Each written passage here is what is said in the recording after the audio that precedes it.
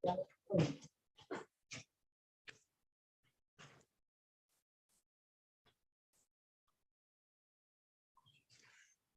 terima kasih. Bismillahirrahmanirrahim.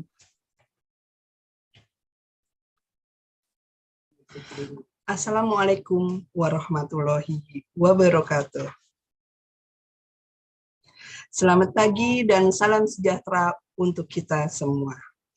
Yang terhormat Kepala P2SDM LPPM IPB University, Bapak Dr. Amiruddin Saleh.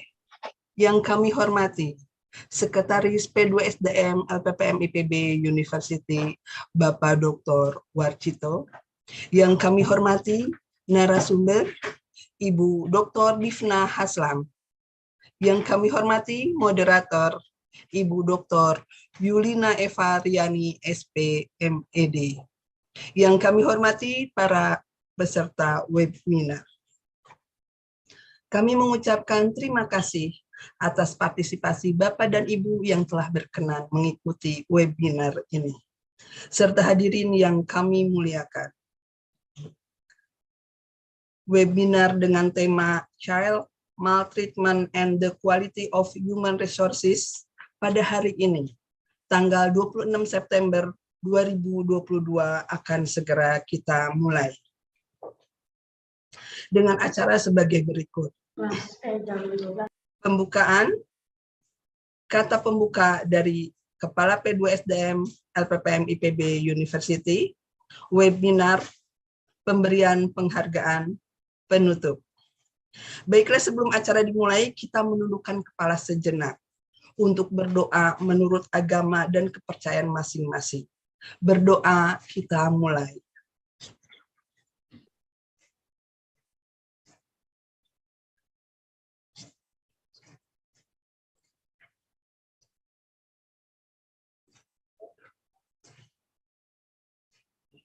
Berdoa selesai. Bapak Ibu yang kami banggakan, dengan sikap sempurna, marilah kita menyanyikan lagu kebangsaan Indonesia Raya.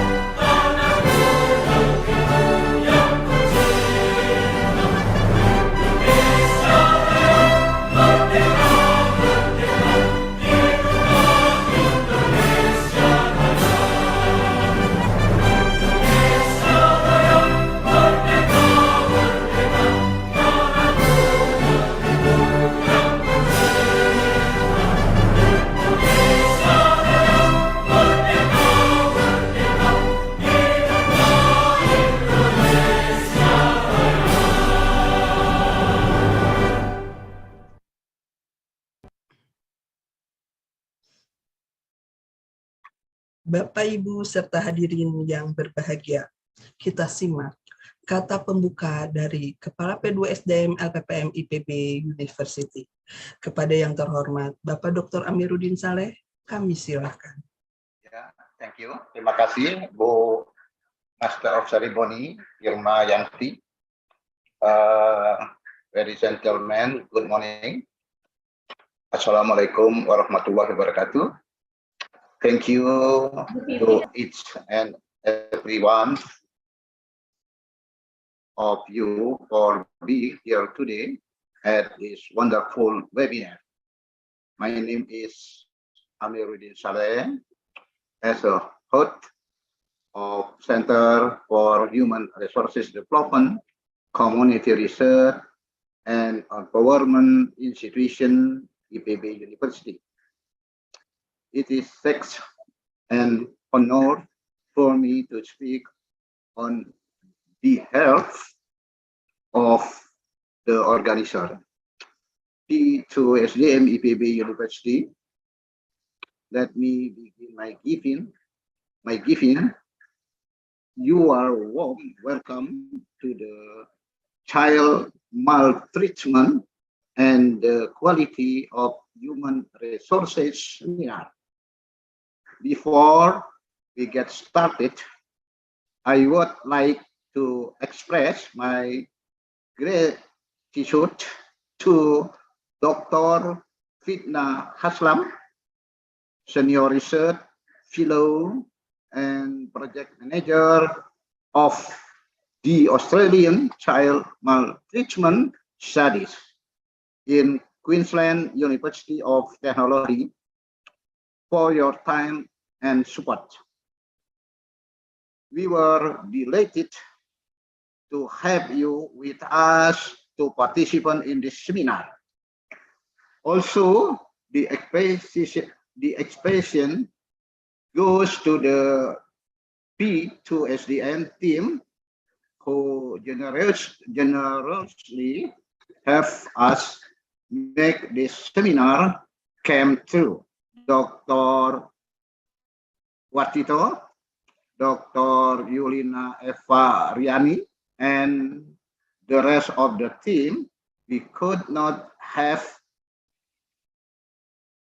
and it without you. In today's seminar, we would talk about important issues regarding child maltreatment. In this world, child maltreatment is a global problem with serious lifelong consequences. It could have short-term and long-term impact. One psychological aspect that would be affected is self-esteem. Individuals that ever experience childhood maltreatment would have problems in sensing their self-worth. Forms of child maltreatment are emotional abuse, physical abuse, sexual abuse, emotional neglect, and physical neglect. Individuals that had maltreatment experiences in childhood would, from a perception that they are worthless and consider the violence they receive is normal. So, how can we prevent child abuse and neglect? Child abuse and neglect are preventable.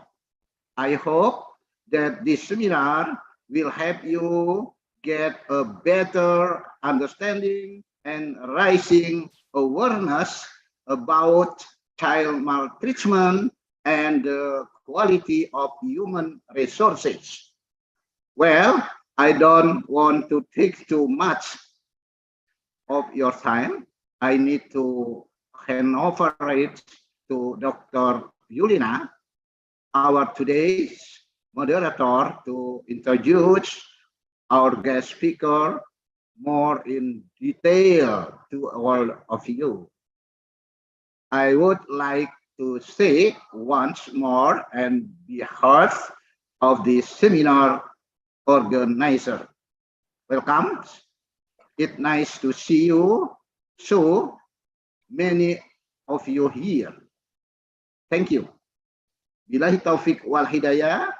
Wassalamualaikum warahmatullahi wabarakatuh. Waalaikumsalam May warahmatullahi Allah wabarakatuh. bless you. Thank you, Mr. Ceremony, Bu Haja Irma. Terima kasih kepada Bapak Dr. Amiruddin Saleh atas kata pembukanya. Baiklah Bapak Ibu serta hadirin yang berbahagia, acara selanjutnya adalah webinar dengan tema Child Maltreatment and the Quality of Human Resources yang akan dipandu oleh moderator kita, yaitu Ibu Dr. Yulina Eva Riani, SP.Med. Beliau adalah Ketua Divisi Penelitian dan Pengembangan SDM P2 SDM LPPM IPB University. Kepada Ibu Dr. Yulina Eva Riani, kami silakan. Thank you very much, our wonderful Master of Ceremony this morning, Ibu Irma Yanti. Good morning.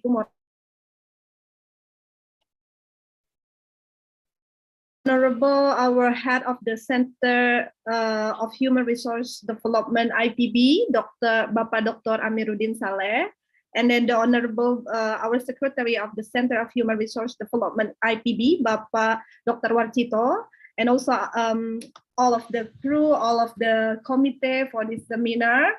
So my name is Yulina Evariani, and today I'll be moderating the events or the seminar. I'm glad that you are all here. I can see there are so many participants joining us this morning for the seminar, and I can see it's diverse background from the students, from undergrad and then graduate, masters and doctoral students. I can see because I know some of their names, also the academics and researchers. So welcome everyone to this seminar. So before we begin this webinar, just a few housekeeping notes probably. So the first one, please mute all of the Zoom, what's that? The Zoom application if you haven't done so. And then the second one, so we will have around 60-minute seminar or webinar. So 45 minutes for our guest speaker to introduce or 15 minutes for questions. And then now let me introduce our speakers today. So our keynote speaker or our wonderful speaker today is Dr. Divna Haslam. She is a senior research fellow and the project manager of the Australian, the Australian Child Maltreatment Study, Faculties of Law and Queensland University and Technology, but is also the honorary senior research fellow of the University of Queensland, particularly at the Parenting and Family Support Center. Her research aims to ensure all children have access to safe, stable, violence-free childhood.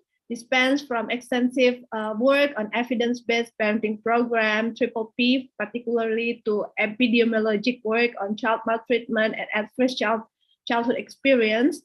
As both a clinical psychologist and a research academic, she uses prevention lens to target risk and factor to enhance child impact of early. She has published so many publications and also book chapters. And without further ado, I think it's better for us to invite Dr. Divna Haslam to present her research and about the content today. So Dr. Divna Haslam, the time and the screen is yours. Please. Thank you. Terima kasih, Ibu Yulina. Thank you for this very kind invitation. I want to acknowledge the head of the Centre of Human Research Development, Dr. Amiruddin Saleh. I'm sorry if I have this incorrect. And also the Secretary of the Centre of Human Resource Development, Dr. Warcito. And also Ibu Uma for helping, as well as obviously Ibu Yulina. So thank you very much. I'm just going to share my screen, which hopefully it will let me.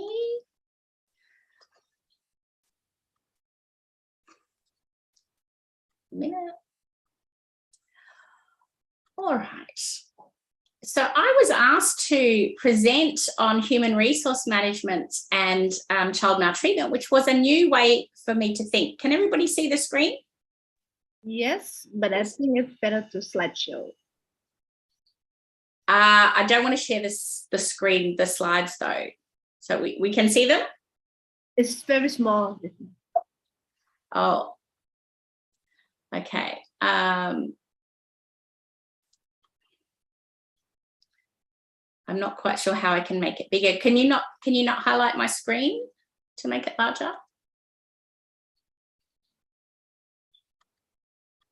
Because normally I would just screen share like this. Okay, perfect. That's okay? Yeah.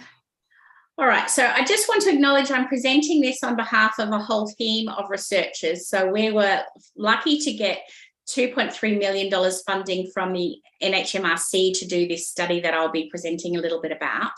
And also it represents a number of university collaborations, both across Australia and also internationally.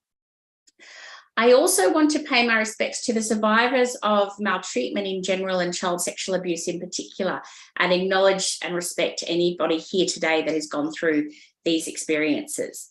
So often this kind of presentation will touch a nerve for some people, and certainly if you find that it's upsetting in any way, please do reach out to Ibu Lina to get in contact with whoever can support you.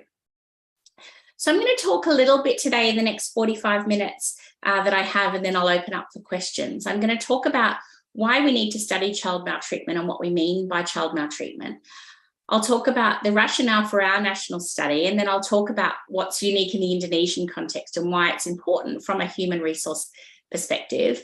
And then I'll spend a little bit of time or a reasonable amount of time talking about our Australian child maltreatment study, which might be a useful kind of exemplar for you to do something similar in Indonesia. And I'll present some of the early findings that we've presented at some national conferences. So why should we study child maltreatment? Really, I think the most important reason to study child maltreatment is it has an impact on those children that are experiencing different types of child maltreatment. So those physical, sexual, emotional abuse, neglect, and also exposure to domestic violence. So seeing and hearing violence in the family home. It violates children's sense of safety, it violates their psychological integrity, and it can impact their psychological trauma, particularly if it's repetitive over the course of life. So when we're thinking about a human resource perspective, it's impossible to have a satisfactory, happy working environment when you don't have participants or employees that have had stable lives. And we know from this early stages that impact in childhood will have a long-lasting impact over the course of people's mental health and physical health over the course of their life. It has profound impacts on human development, which of course will impact them over the course of their life and their impact in terms of relationship, workforce, education, and so forth. And also it's a United Nations Sustainable Development Goal. So we've argued, or UN has argued, that we must end child maltreatment and governments must report on their efforts to try and end maltreatment.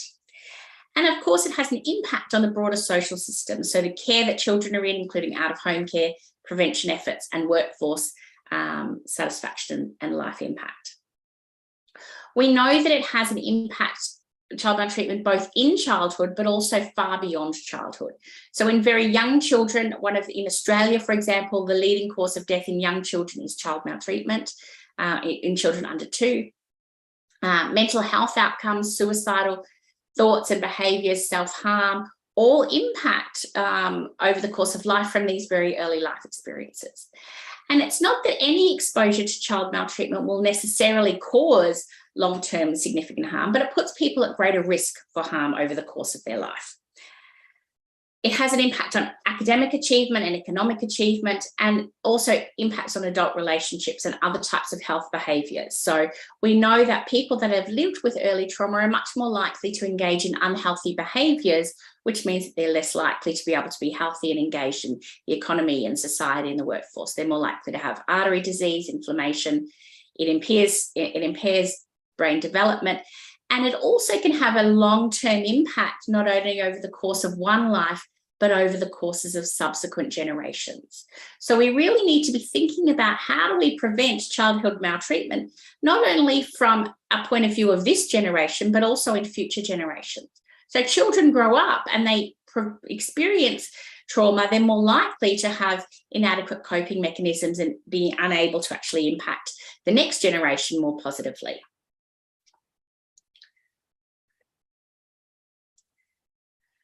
So, it's not turning. And we know also that those who experience what we call polyvictimization or multi-type of maltreatment have an even worse impact. So those people that are experiencing not only maltreatment, but other forms of poverty or inequity have a worse outlook. So in a country like Indonesia, where you have a great disparity in wealth, we need to be thinking not only about child maltreatment, but also the other forms of adversity that individual families and children are exposed to. So why are we presenting this at a human resource conversation? Like, what is it relevant to human resource? And I would argue that there's really two things. First of all, the experience of childhood trauma and adversity in many forms will have an impact on their mental health and their physical health throughout the course of their lives. And at a bottom line from a human resource people, what we want is we want healthy, functioning employees that are able to concentrate on work at work, they're able to concentrate on home at home, and that are not taking unnecessary times off for sick leave. They're not taking unnecessary times off because their motivation, or they're not doing the kind of quiet quit that we're talking about since COVID, where people turn up to work, but are not actually engaging productively in their work. So if we want to try and reduce sick leave, we want to increase employee motivation, mental health, we want to reduce turnover and the costs associated with that, we need to take care of our workforce. And in thinking about taking care of our workforce, it's expensive, but not doing that takes a much bigger toll on an organisation. So the costs associated with turnover and recruitment are huge. And if we can prevent at least some of the impact of child maltreatment at a population level, we will have healthier functioning economies. The other reason that I would argue that human resource is important in terms of child maltreatment is because the workplace serves as an opportunity for intervention and engagement. So people have to work. Most people have to work, and that provides an opportunity for us to make a difference in this community and in this environment. So if we're thinking about how can we support staff, what kind of policies and practices need to be in place to both prevent the stress of employees now so that they are less likely to engage in child maltreatment themselves for the future generation, we're setting the future generation up for better success. So this might be thinking about a much longer term plan than just who are we going to recruit. This is how do we improve our society by the structures that we put in place? How do we make sure our employees have the opportunity to have time off when they're stressed, to have work-life balance, and to kind of look at that intergenerational prevention. So hopefully that's given you a bit of a rationale for why this is an important topic from a human resource point of view. So let me take a step back to what do I mean by childhood maltreatment? And here I'm using the kind of best global definitions for childhood maltreatment. And there are 5 types. And I'm going to go through these one at a time relatively briefly. But first of all, there's physical abuse. And we call these intentional acts of physical force that are intended or can cause harm or injury or a breach of dignity. And it can range from very mild levels of physical abuse right up to extreme hitting and burning children in the cases that you kind of see in the media. One note is it does not include what we would call lawful corporal punishment. So this is physical discipline that is like a smack on the bottom or something like that, which we do assess in our study, but we think of as separate to physical punishment, physical abuse. In our study, we have 2 operational questions about physical abuse, and I'll talk about our study in a minute, but just to put it in context, we asked, did you as a child experience being hit, punched or kicked by any of your parental caregivers, or hit on the face, choked or burned?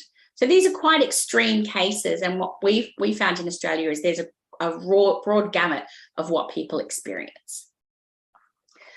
Of course, we have sexual abuse. So in sexual abuse, we're talking about both contact and non-contact forms of abuse. So this might be things such as forced rape, or non-contact abuse, such as showing somebody inappropriate images or looking at them but not touching them. And for a sexual abuse to have occurred, we say it must be an adult or a child in a position of power, done to obtain sexual gratification, where the child either has not given consent or is under 18 and therefore cannot give consent. In our ACMS study, we asked 7 kind of questions about sexual abuse. We ask about sexual harassment, inappropriate looking, so either showing yourself to a child or asking a child to show themselves to you. And then 3 forms of touching abuse, so contact abuse, inappropriate touching, attempted forced intercourse, or forced intercourse. So these are rape. In our study, we look at people right up to 65 plus, but for young people, we also ask them about internet victimisation. So in Australia, we have a major problem with child exploitation online and internet grooming from people. And the data that I've looked at from Indonesia suggests that that's also an issue for your country. So we also ask people about those items. Then we talk about emotional abuse, and Ibu, Yelena and I have done some work on comparing Australian and Indonesians on the type of parenting practices that we use. And, part of this is the way that people are talking to children. So for emotional abuse, we're talking about a pattern of parental behaviour that occurs over time that sends the message that the child is not important, that they're unloved, they're worthless, or they're only important for what they can give to their parents or some other person. And at the foundation, we really want every child to feel that they're critical and important in and of themselves. So we ask about verbal hostility. So did your parents ever insult you, name call you, or belittle you, or say that they hated you, didn't love you, or never wanted you? Now, if you're thinking about a workforce, we can think, how is it that somebody that grows up being told that they're not important, they're not valued, how do they get to the stage where they feel that they can contribute functionally to an organisation or to a project outcome?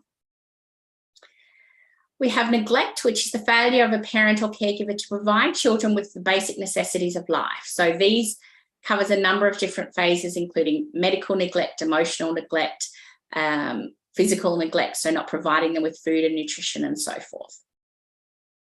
And educational neglect, so keeping a child home from school would constitute neglect if they're home to look after other children, which we see in some particularly poor areas across the globe.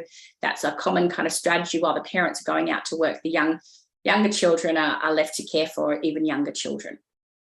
And all of these things have a unique influence on the mental health of people that have experienced these. In Australia, and this is kind of a more nuanced aspect, we've recently conceptualised exposure to domestic and family violence as a form of child maltreatment.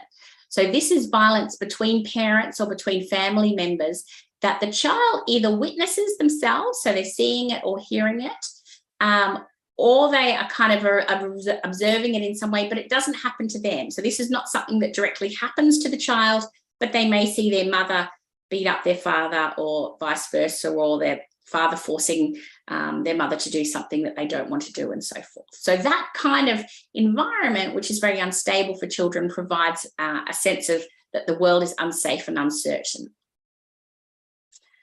So why do we need to study the prevalence of these 5 aspects of child maltreatment? So we would argue that public health responses need to be targeted where we know things are likely to be an issue. So where and when we target prevention approaches depends on which types of maltreatment are most common. It depends on the characteristics of this type of abuse. So if we know, for example, that children that are very young, so 2 to 6, for example, are most likely to experience certain types of abuse, we can target our intervention efforts towards that area. If we know that it's when they're much later, so for instance, one of the common areas of child sexual abuse occurs by other teens. We know this from data in the US.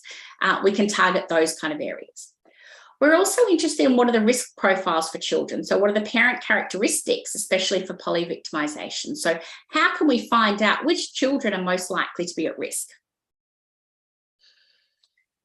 And why do we study health outcomes? Because we don't know what the impact of individual types of child maltreatment is, or the effect of certain combinations of child maltreatment. So we know that child maltreatment in general has a negative impact. We know that the presence of multiple adverse childhood experiences, or ACEs, have an impact. But we have far less knowledge about the impact of developmental timing. So does it matter when a child is exposed to different types of maltreatment? Does it matter if it's the parents inflicting the maltreatment versus somebody else? And probably it does. We know that having a single person that they can rely on, a stable, predictable person and relationship, has a protective factor for children. So if that parent can do that, that probably does have some kind of impact. The other thing is that we know that there are other impacts other than child maltreatment that play a role. So the effects of bullying, for example, both with and without maltreatment, can be related to different types of health outcomes. And so when we're thinking about health outcomes, we're talking mental health and physical health, and we want to know how these different types of child maltreatment play a role, what the mechanisms of influence may be, and what are high-risk times. Somebody asking something?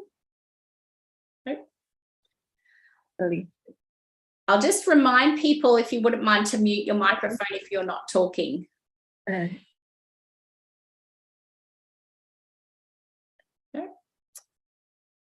All right. So in Australia, we don't have any evidence of what the prevalence of these different types are. So by prevalence, I'm asking what's the percentages of population. So the population in Australia is about 26 million. We have no idea up until this study that I'm about to present to you how many of those people experienced any maltreatment, and in particular, what types of maltreatment.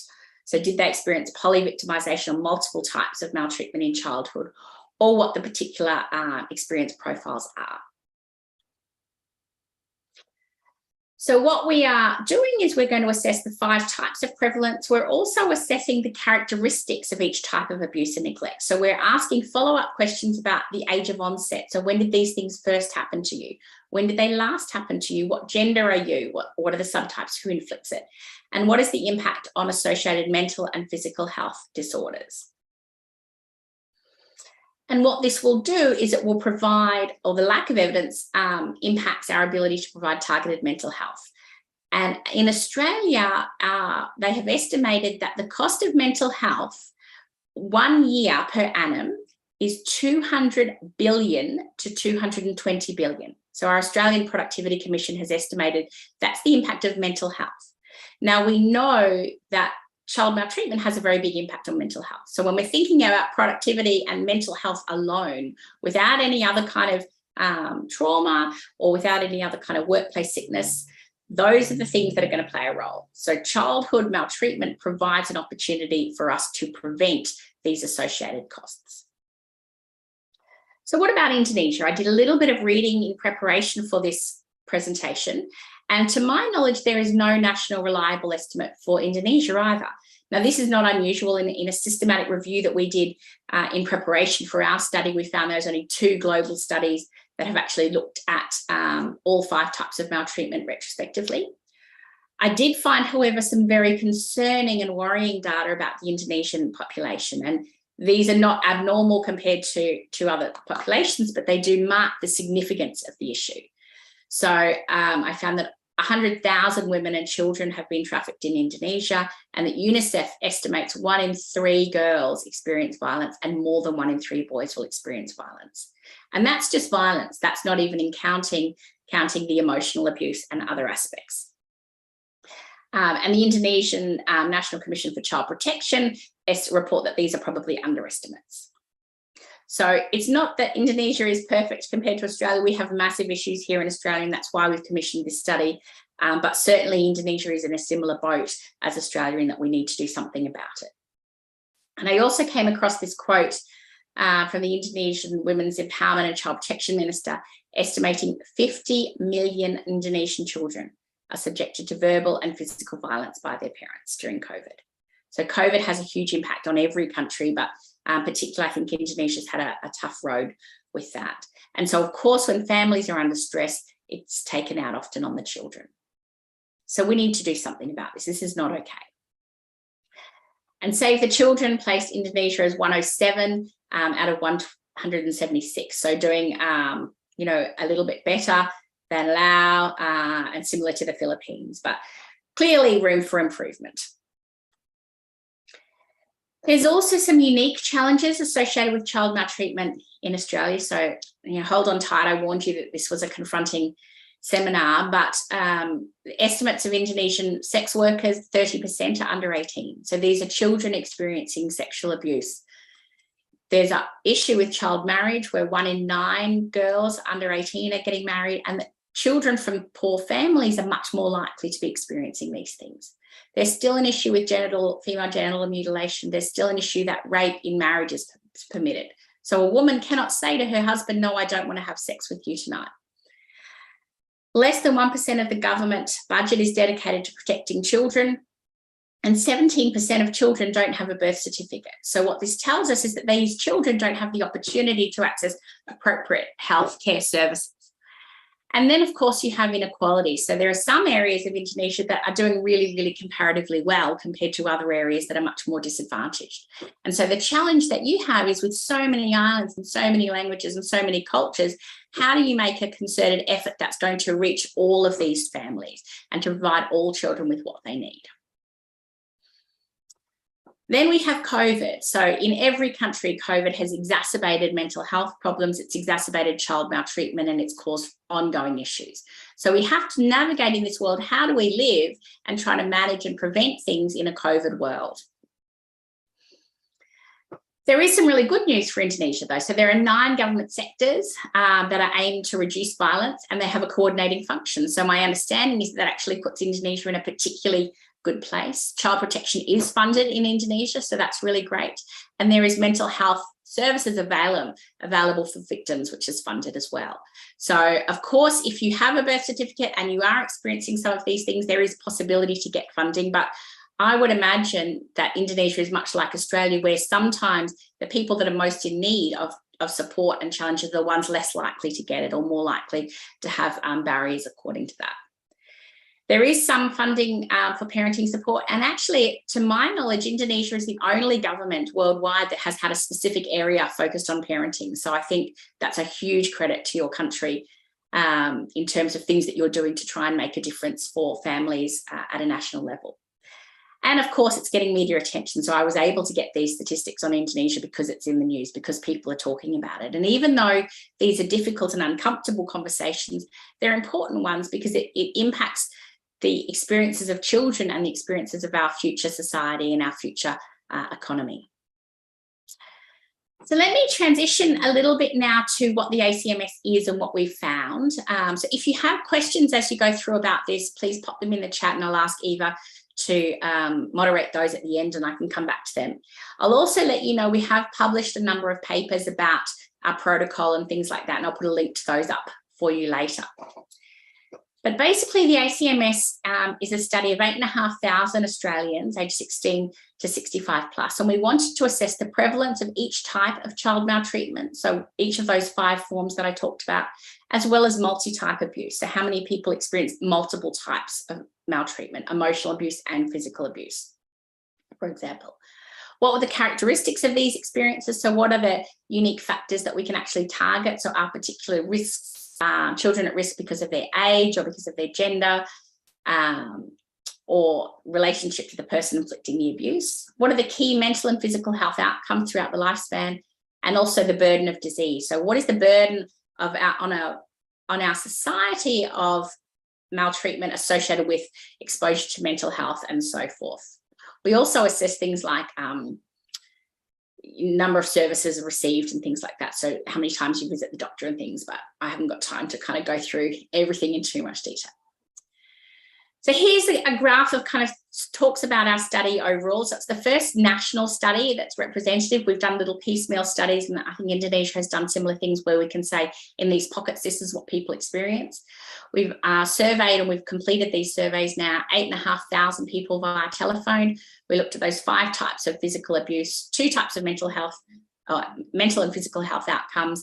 And our goal was to kind of work quite closely with policy and practice. And in fact, the Australian government has already committed to a follow-up study about this, so we can look at whether things have been improving over time or if they're kind of staying the same. And just to give you full disclosure, this study came about because we had a massive media campaign and then a subsequent kind of national investigation into the experiences of institutional child sexual abuse. So I'm not presenting this as Australia has all the answers, but we're certainly on our way to try and get the data that we need. So it was informed by a systematic review by Professor Matthews. We did telephone interviews and we surveyed actually 3,500 adolescents and 1,000 adults in each of the age strata, 25 to 35, 35 on, 45 on, and so forth. And that enables us to see what the impact of child maltreatment is, both immediately in childhood, but also over the course of life. So we're interested in what child maltreatment was, as well as other adverse child experiences, but I'm not going to cover those today, on these kind of 6 different areas. So on health risk behaviours, so drinking too much, smoking too much, suicide attempts, and non-suicidal self-harm. So this is self-injury that's not intended to commit suicide. We're interested in chronic health, so things like diabetes, heart and cardiovascular issues. Mental health, so we're looking at 4 types of diagnostic mental health criteria: major depression, generalized anxiety disorder, PTSD, and generalized anxiety, alcohol use disorder, which in Australia is a major issue. We looked at health service use, so how many times did people see the doctor? And also we looked at intimate partner violence. So this was really to look at whether children that were exposed to childhood maltreatment were then more likely to be re-traumatized in adulthood in violent intimate partner relationships, and whether they were more likely to get involved with the criminal justice system. So I won't go through the survey instrument in detail, but basically we designed a comprehensive survey that assessed all of those types of childhood maltreatment, as well as another series of adverse childhood experiences, so family trauma, peer bullying, criminal justice involvement, and a range of other outcome variables. So we've got this lovely big data set that we can look both cross-sectionally and retrospectively at to see what the associations are. I'll skip that slide. Okay, so let's have a look at what the data is. So I'm going to present just our youth sample. So the actual overall statistics of our prevalence are still under embargo. We have an agreement with the Medical Journal of Australia, which is a major tier 1 medical journal, to release them early next year. They'll be out in about March. We've submitted the papers already, but I'll just present the youth sample because in some ways that's kind of the most important. This slide kind of compares the Australian child maltreatment study data with the census data. So this is a national survey of all people, and we found generally it was a fairly good representation. So our random sampling via telephone did seem to get a representative sample, although our sample was slightly more likely to be born in Australia. These are just some of our data output to date, but I've got a link to those later so you can read those then. So I'm going to present kind of 3 main sections. I'm going to present a little bit about self-harm in adolescence and associations with child maltreatment, a little bit about childhood neglect, and also ending with childhood corporal punishment. So this is probably the last 10 minutes or so. I think I've got a little bit of time left, but we'll see how we go. So in terms of childhood self-harm, so this is a sample of 3,500 Australians. We wanted to see what was the lifetime prevalence of self-harm, so how many people had experienced or reported any kind of self-harm, how many people had experienced both self-harm and child maltreatment. So was there an association where people that have been exposed to child maltreatment are more likely to self-harm or attempt suicide, and if there are differences by gender? So when I'm talking about self-harm, I'm really talking about non-suicidal self-injury. So any act that is designed to damage one's body, but without trying to kill themselves.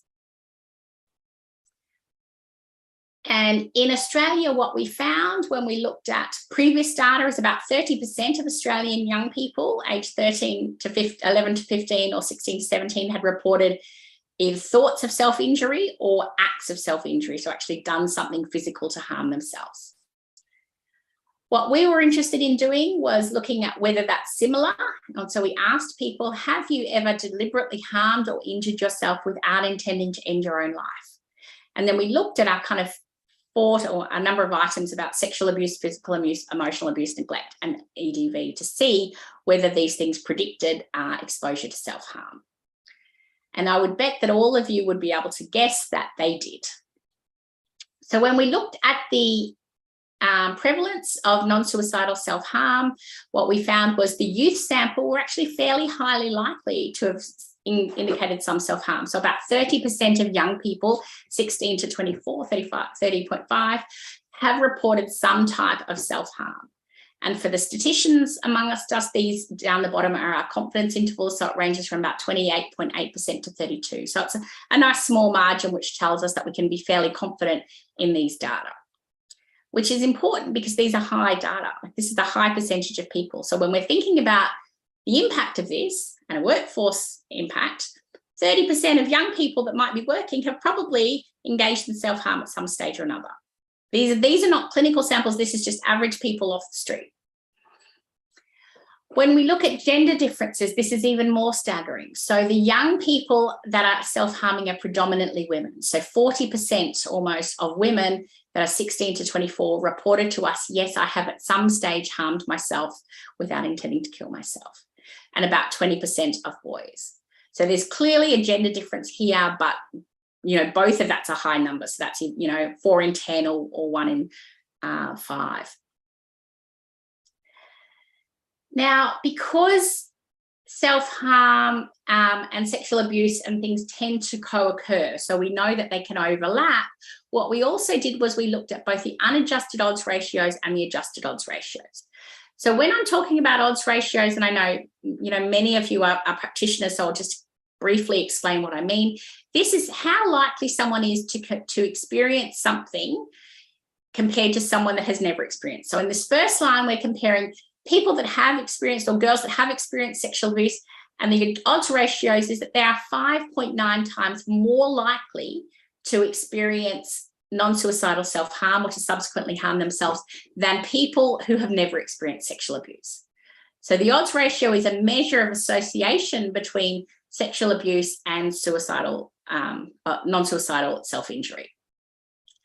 So if you're taking 2 children, one that has experienced sexual abuse or one girl that's experienced sexual abuse, they're 6 times more likely to have experienced non-suicidal self-injury than someone that hasn't. And all of these you can see are fairly high. And in particular, I want to draw your attention to the adjusted odds ratios.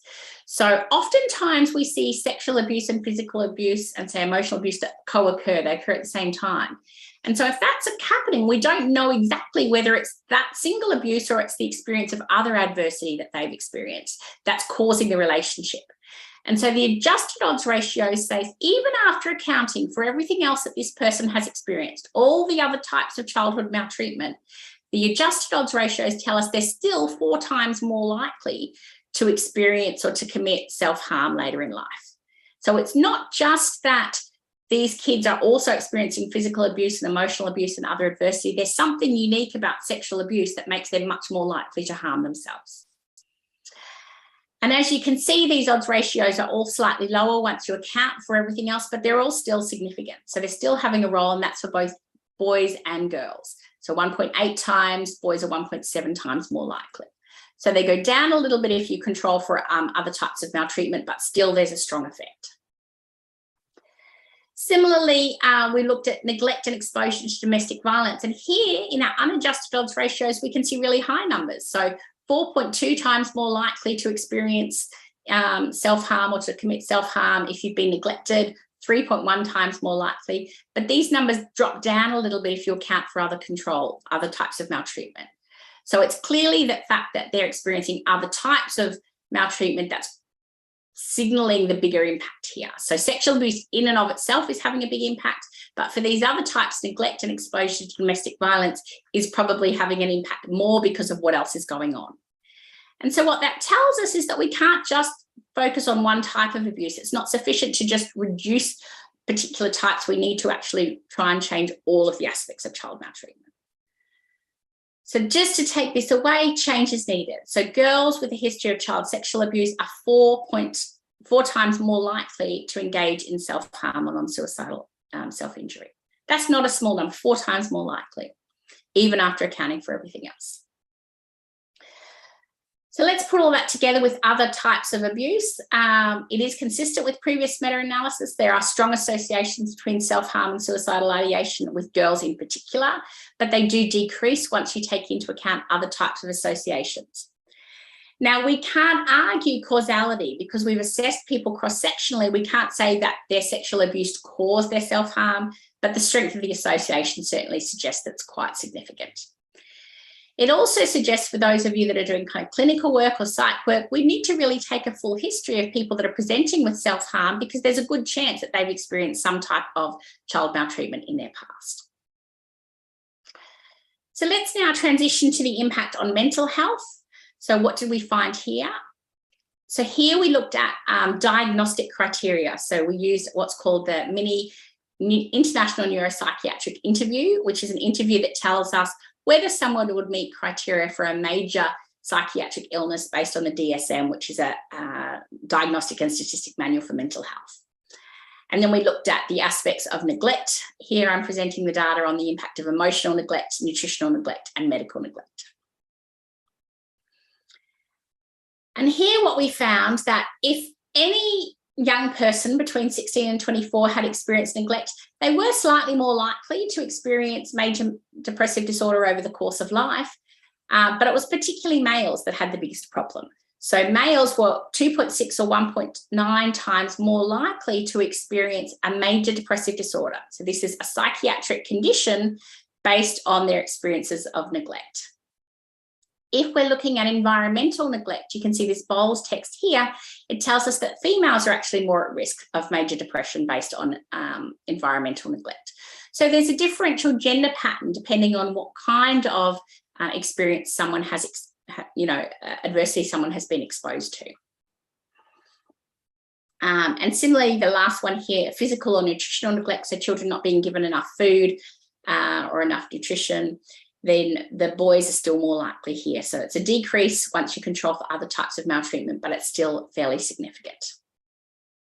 And the same kind of pattern for medical neglect. So overall, if we're thinking about the impact of neglect on major depressive disorder, and major depression is one of the most common types of disorders, and it is one of the things that has the biggest impact on mental health over the course of life and functioning in general, boys that experience neglect are 1.9 times or almost twice as likely to experience major depressive disorder. So we're thinking about a mental health impact, and we're thinking about how do we function with society and how do we function in organisations. We need to think about child maltreatment.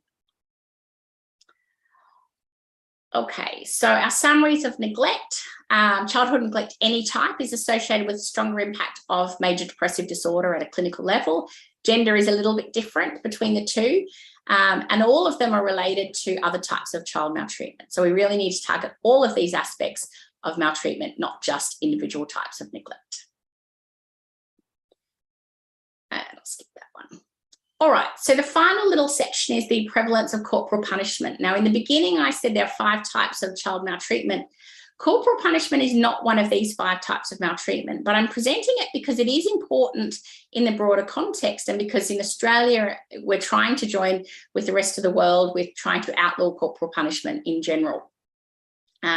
So we were interested in the prevalence of corporal punishment. We're interested in the perceptions of the necessity of it. So how much do people think we need to have it? And what is the strength of association between corporal punishment at least 3 times and mental health diagnoses?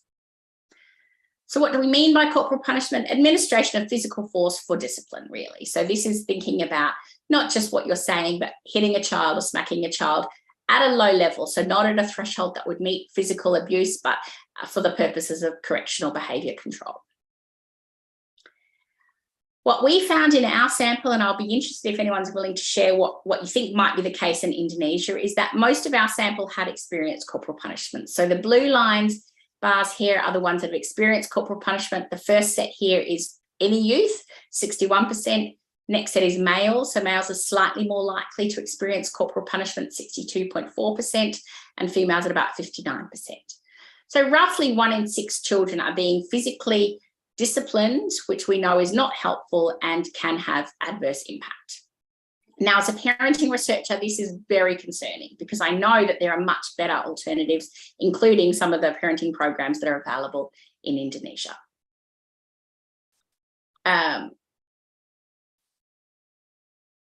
And so what's the association between corporal punishment and major depressive disorder? If we're looking at unadjusted odds ratio, so just a clear association, girls that experience physical punishment are 1.8 times more likely to experience a major depressive disorder, and boys are 1.7 times more likely. So it's very significant. However, once we adjust for other types of maltreatment, that relationship decreases a little bit. So it becomes borderline. And what that tells us is that these children that are experiencing high levels of corporal punishment are also much more likely to be experiencing other types of maltreatment. It's probably the other types of maltreatment that are impacting the mental health over the course of life. Similar kind of pattern for generalized anxiety disorder, except for boys, it becomes non-significant at all. So for girls, even being physically punished, separate to any child maltreatment, it still has a strong effect. So they're still 1.6 times more likely to experience major depressive disorder.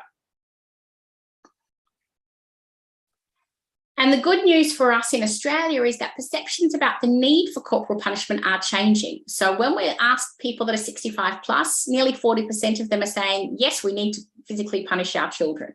But the rates over the course of the different age groups are decreasing. So this is our 55 plus, in the middle our 45 plus, and down to our youth, which are 16 to 24-year-olds, only about 15% of them say, yes, I think corporal punishment is important.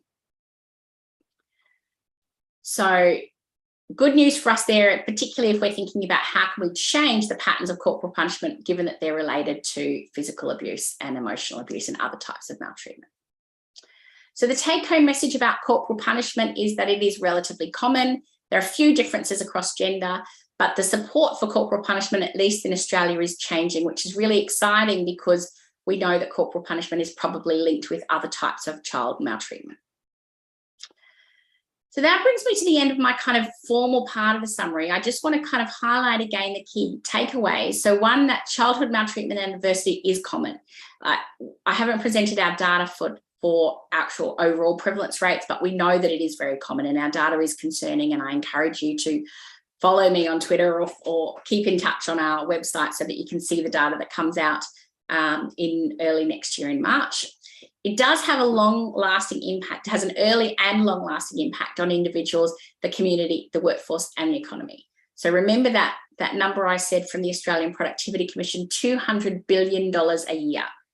And that's for a sample, an Australian population of about 26 million. So Indonesia has 273 million. So if it's costing Australia 200 billion, I hate to think what it might be costing Indonesia. We have been fortunate to actually get some funding to do this national prevalence study. It's the first one of its kind in Australia, and it's only the third in the world to actually look at all types of child maltreatment. And so we're lucky to kind of have that and to look at the impact of that over time. And it's likely, I would think, that Indonesia has some similar issues. So it might be worth thinking about, is there a team that is interested in doing something similar in Indonesia? And what are the unique issues that Indonesia is facing that might be related to that? Just some slides. You're welcome to catch this. This is the ACMS website on my left here, and this is our publications and mailing list. So if you're wanting to kind of stay up to date, you're welcome to do that. But I've been given strict instructions to take kind of 45 minutes to talk. So I'll leave the presentation there. I noticed there is a couple of chats, a couple of comments already in here. So questions, let me answer those first, but I'll then hand over to Ibu Yelena and she can moderate or ask other questions. Does that sound okay, Eva?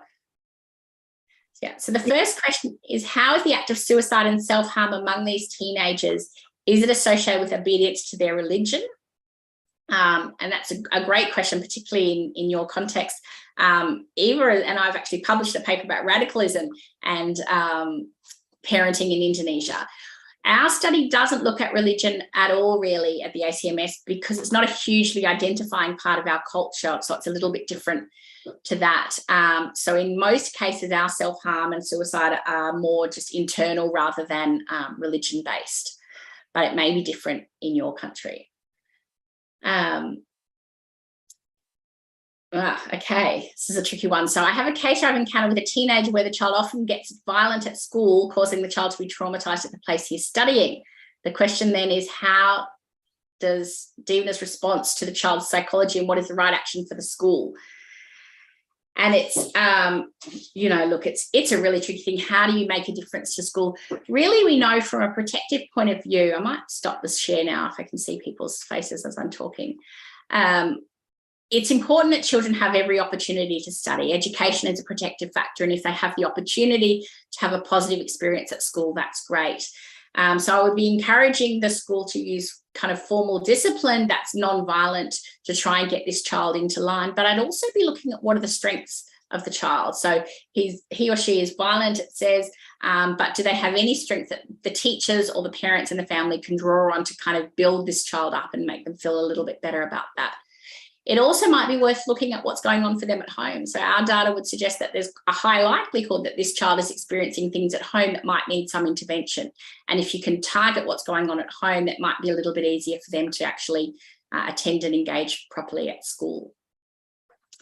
Another question that's come through is, what is the age range of children in the ACMS? So that's a very good question. There's two kind of answers to that. So one is the youth that we've assessed. We assess children aged 16 to 18 or 16 to 24. So children from the data point of view is 16 plus. But when we're talking about children that have experienced things, we're talking about retrospectively. So did you ever in your life experience this?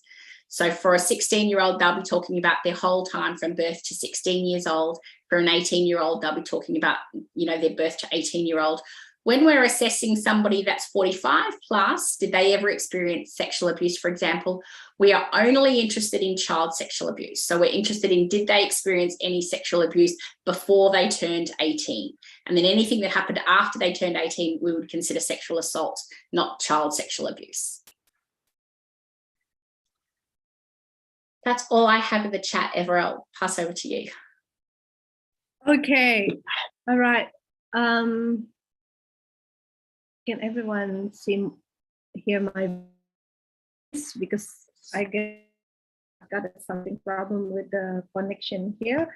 So, all right, Dr. Haslam, that's very wonderful presentation and very rich data, I guess, very rich information about the child maltreatment. So everyone now, I guess, can be aware that the child maltreatment has so many or multiple negative impacts. As Dr. Haslam already explained, it has impact in mental health or physical health, or even in associated with non-suicidal self-injury behavior, or even with depression, right? So now I guess there is somebody here already raising hand. Pak Yan, are you going to ask the question? Yeah, thank you very much, Ibu Okay. Eva. Thank you very much for the opportunity for me to ask something. And thank you very much for Ibu Divna Islam for the very expressive presentation, and it's very completely about the children condition, especially about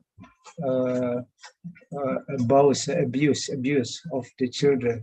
I just want to express one experience, I think, because maybe every parent have experience about their children. I have two children and both daughter. So the first daughter often, and she often asks her daughter to do something for her needs. I mean that maybe because she is a senior, so she always try to do and to ask her daughter to serve her needs. For example, maybe sometimes she needs water, she needs to wash a table, any need. She tried to ask her daughter to do for her needs. What do you think about this experience? I mean that it is a normal problem, or is it always done in the other family? And I think it is makes a bad impact to her daughter, because it is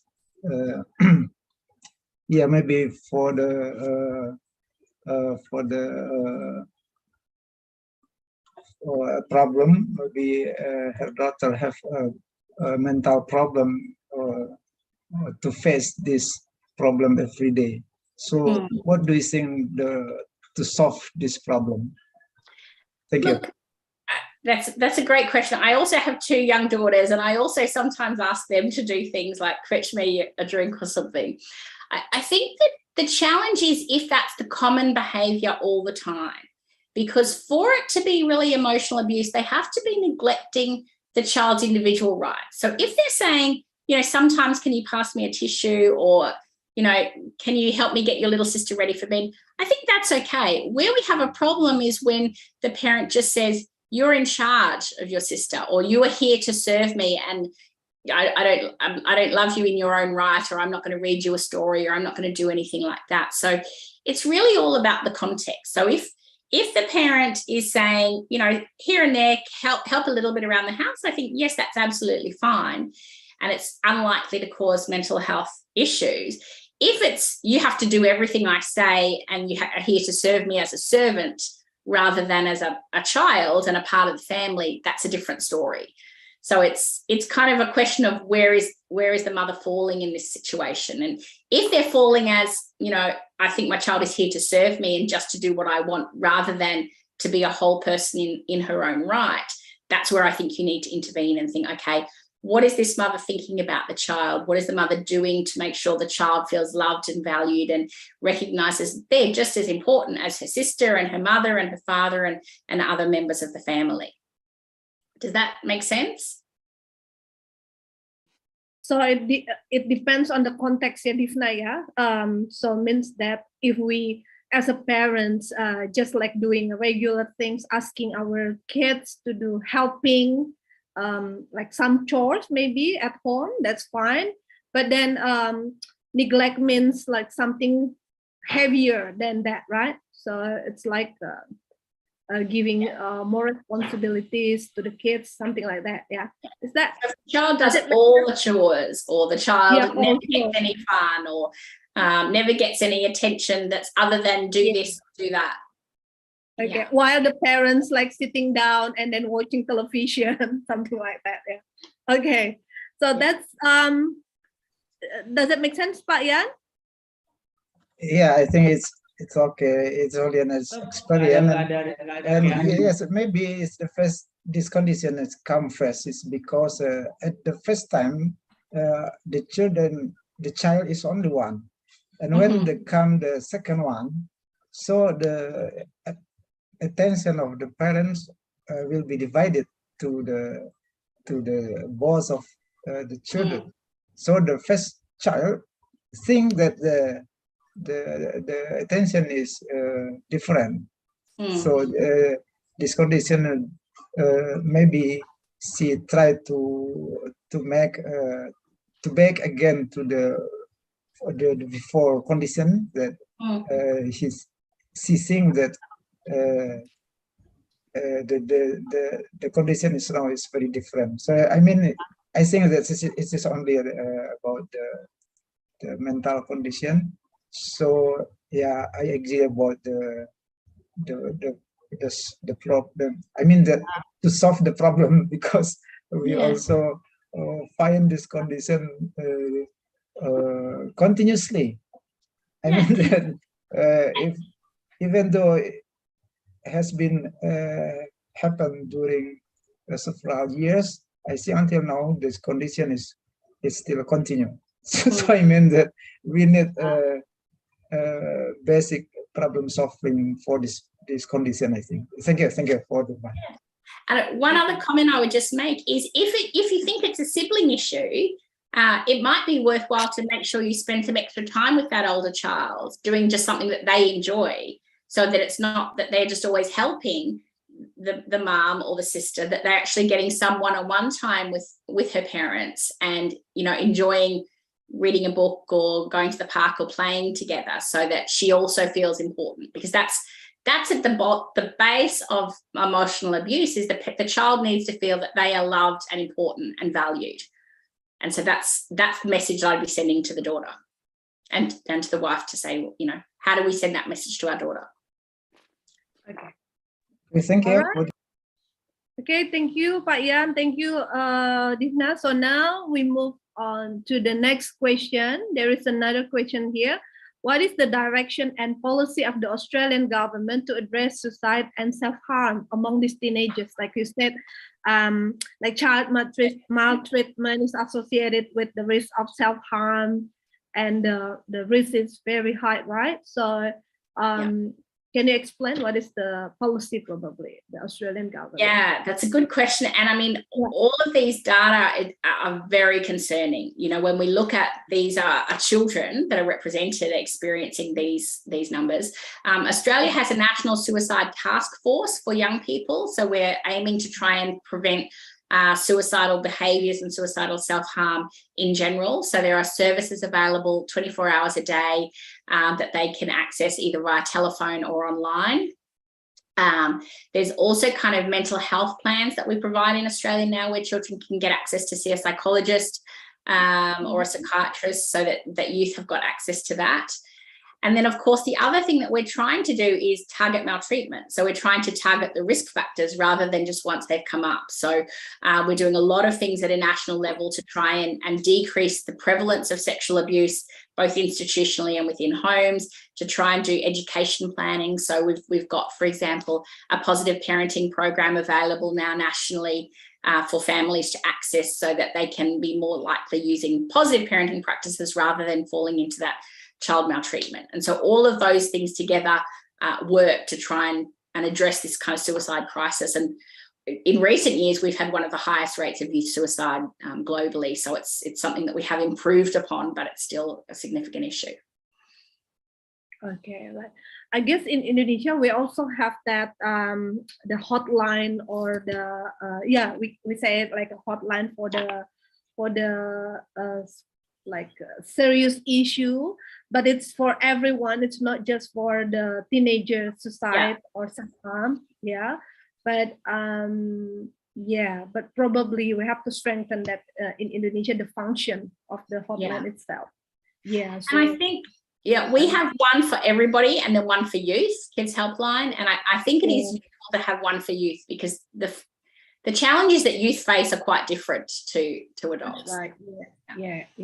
And also, can I add that question? So for the hotline for special youth, the hotline access. So are they also like teenagers who are responsible for that, like a youth to volunteer, something like that? You know what I mean. To take attention. I'm not sure. I mean, it's a formal funded service, so I have a feeling that people are paid rather than volunteer, but I'm not 100% sure, to be honest. I think it's a mix. Certainly they receive formal training to be operators on these hotlines and things, because, you know, they're quite extreme, you know, calls that they sometimes get, especially the suicide ones. So Okay, all right. So that must be professional then, not only just like volunteer, and then we can train the volunteer. That must be. I think it's a mix. I think there are some trained volunteers, but I'm not sure if they all get paid. Like I know in Lifeline, some people get volunteers, which is the adult hotline, but they get some training. So they're certainly not psychologists or, you know, university level trained. They do kind of on the job training and application. It's very much crisis management. It's not, this is a long-term mental health plan to try and manage your ongoing issues. Okay. All right.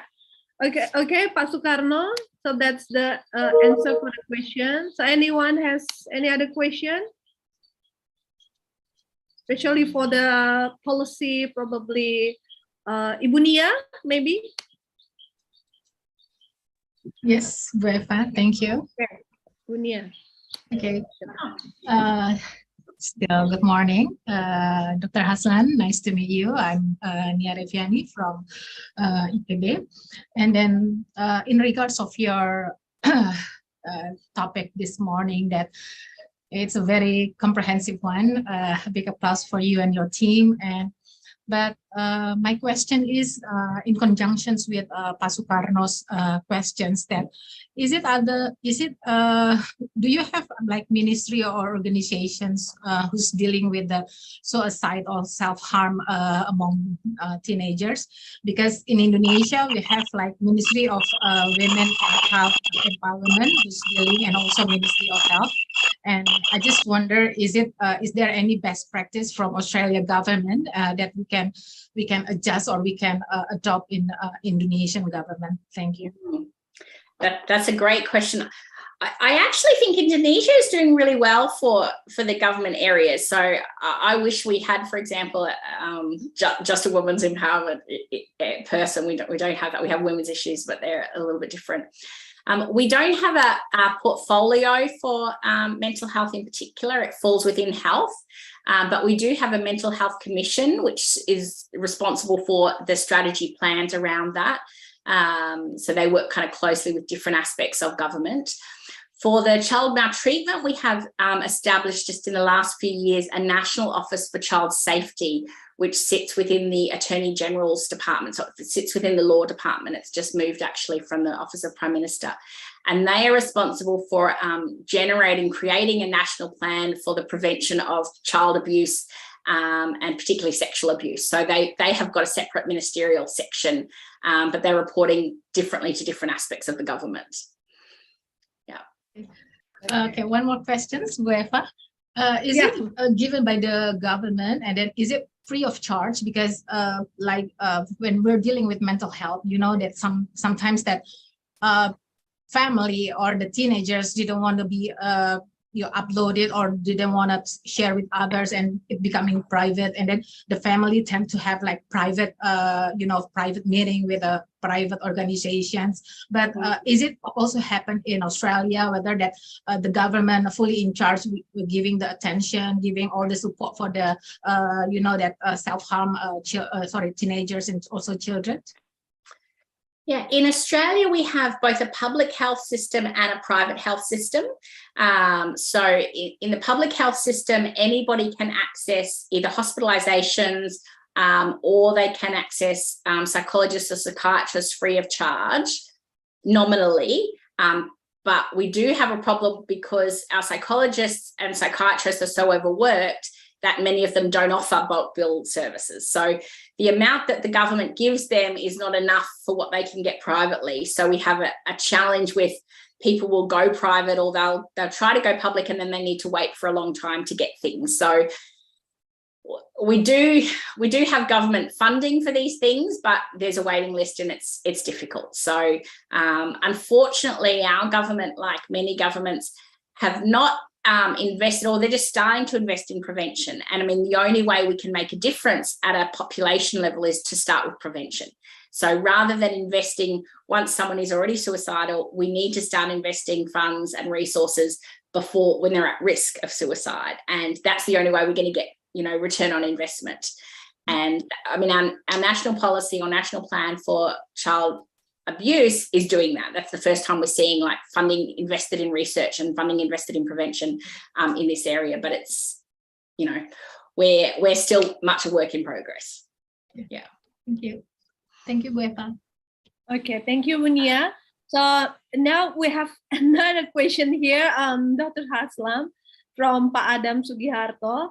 Are there possibilities that any teenager experience with non-suicide self-harm without certainty caused before, not only because of the maltreatment? Yeah, definitely. So we know that suicidal behaviours are more common in people with a history of adversity, but it's not the only cause at all. There are many reasons why somebody might self-harm. And I mean, a good example of that is the genetic influence of depression. So we know that there are certain mental health disorders that have a high genetic composition, and that even without, experiencing adversity such as child maltreatment, a great percentage of those will still experience some of those mental health outcomes. So it's not, you can't say because somebody has engaged in self-harm that they have been abused, but the chances are higher.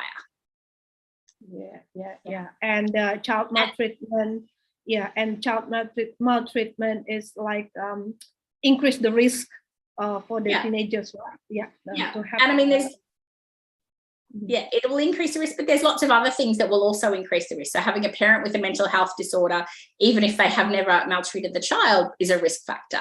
So there are a whole host of other things that can happen that can place kids at risk for, mental health issues or suicide risk and self-harm that's separate to maltreatment. But maltreatment is one thing that we can do something about.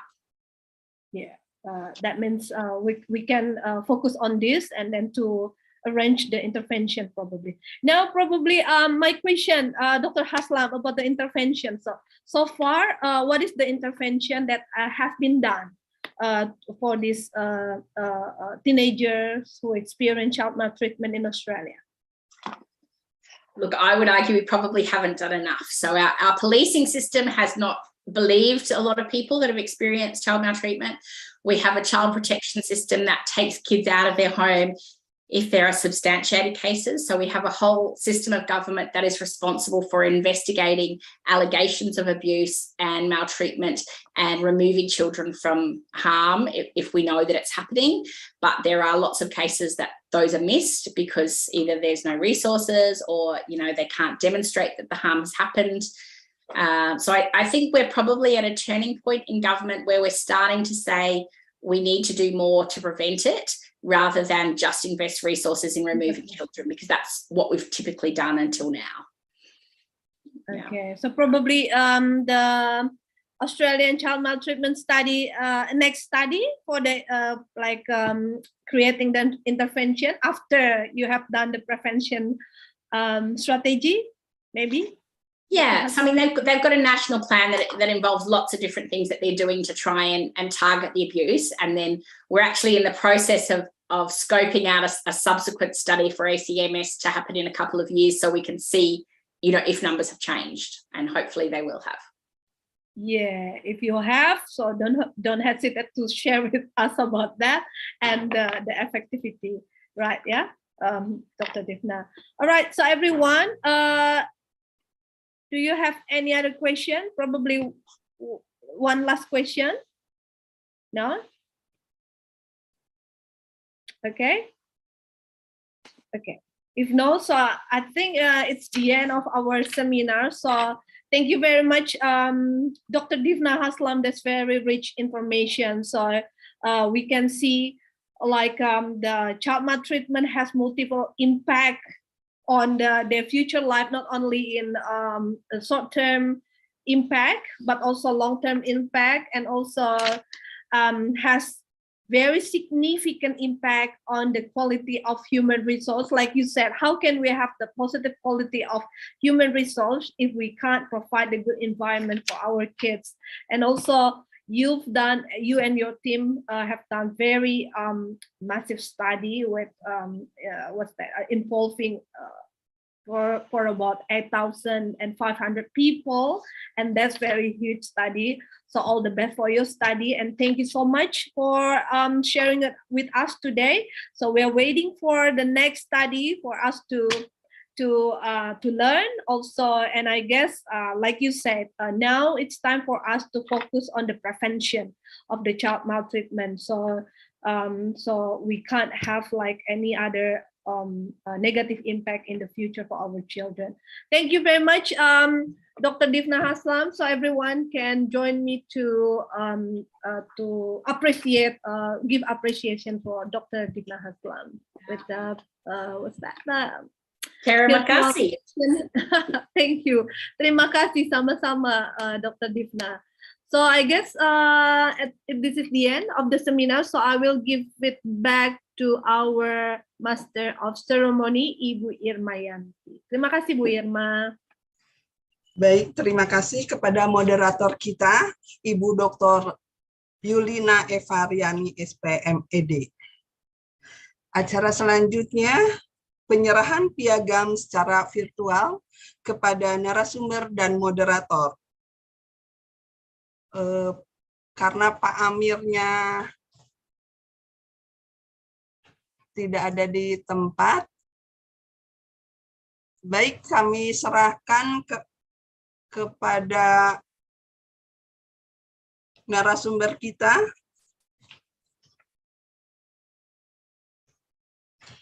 Ibu Dr. Divna Haslam. Baik, silahkan diterima.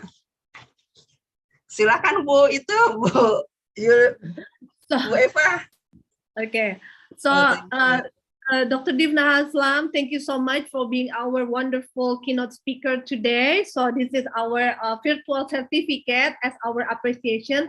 Thank you so much again, and we look forward to work together probably, or to see you next time. Thank you. Thank you. Terima kasih. Baik, Terima sama-sama. kasih. Selanjutnya untuk moderator kita, moderator Bu Yulina Evariani, mohon diterima Ibu. Terima kasih Bu Irma. Saya terima ya Bu. Baik, terima kasih. Baik, selanjutnya kita foto bersama. Kepada tim IT, kami silakan.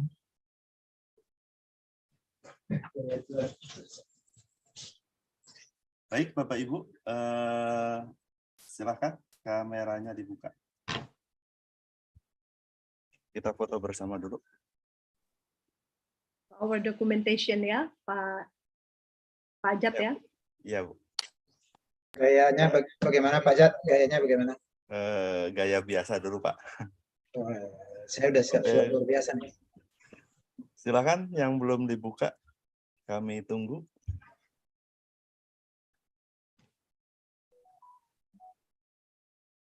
Kita ada 2 page.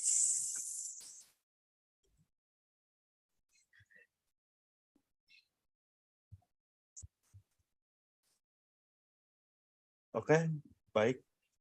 Langsung saja. Page pertama siap. 1, 2, 3. Selanjutnya page kedua. Silakan buat Bapak Ibu yang sedang membuka, masih membuka kamera, masih kami tunggu. Page kedua siap. 1, 2, 3. Nah, sekarang gaya bebas Bapak Ibu. Gaya bebas, siap. Tahan. Bebas kok, sama aja dengan yang tadi. Iya, pada nggak ada yang bergaya nih. Oke, siap. Kita mulai. Page 1 siap. 1, 2, 3. Cheese. Page selanjutnya page 2. 1, 2, 3. Oke, terima kasih Bapak Ibu. Bu Irma silahkan kembali. Baik, terima kasih kepada Bapak Ajat atas pengambilan fotonya.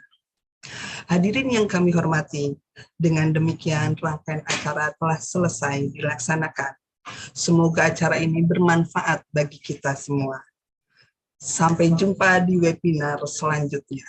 Saya selaku pembawa acara mengucapkan terima kasih dan mohon maaf jika ada kesalahan. Wassalamualaikum warahmatullahi wabarakatuh.